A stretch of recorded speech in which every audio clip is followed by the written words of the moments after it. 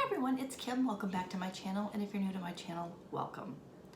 So today I'm going to start back up my weekly topic chats, and I'm going to try to keep these under 3 minutes. Today might be an exception because I'm kind of doing an intro, but I'm going to try to, like I said, to keep these under 3 minutes, give you the top things that we talked about in class, and hopefully it will give you a little insight as to what is happening at the meetings, just in case you're not making those.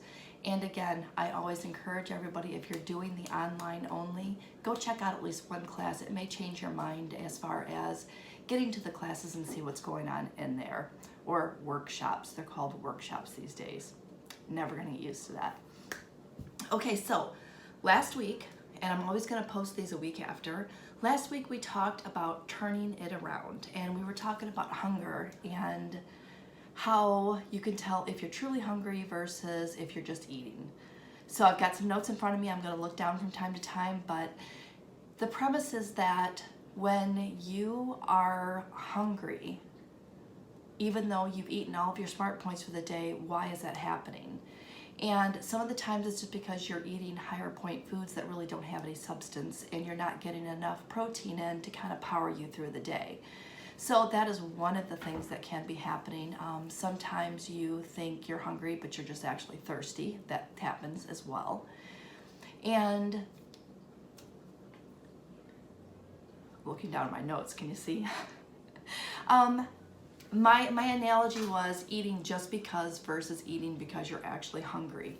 And some of the hunger signals can be like your stomach's growling or you're getting hangry. Anybody out there get hangry? I know I totally get hangry when I'm over hungry and I haven't eaten enough during the day.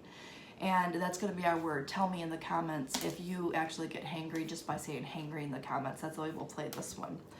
And also, you feel weak or you get tired, very easily throughout the day. And it's because you're not giving your body enough to help power it through.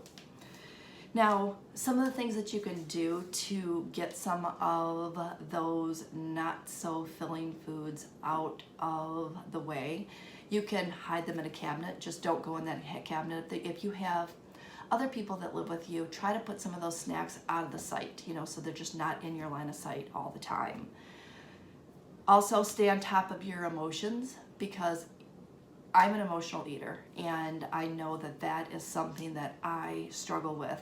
And if I'm kind of stressed or something's happening throughout the day, what happens is I'll just go start just absent-mindedly snacking on things that I really don't need.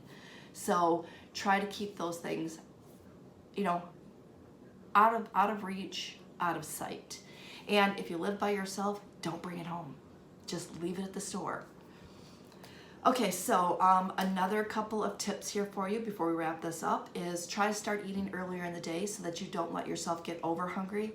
I don't know about you, but if I wait too long and I get past that one point and I'm super hungry, I just stay hungry throughout the day, and that's never a good thing. Don't skip meals. Even if you just have something small, don't skip meals, because again, you're gonna get into that over hungry situation. Not good for anybody. And know which foods keep you fuller longer. That's always a good thing. You know that eating higher protein foods can always keep you fuller longer. And make sure you're getting enough water throughout the day. All right, so that's it. I think my time's just about up, so I'm gonna sign off from here. Hopefully you like these quick little snippets of our weekly topic. And with that said, thanks for watching. Please share this with anybody you think this may help. And like, comment, subscribe, all that good stuff, and we'll see you next time.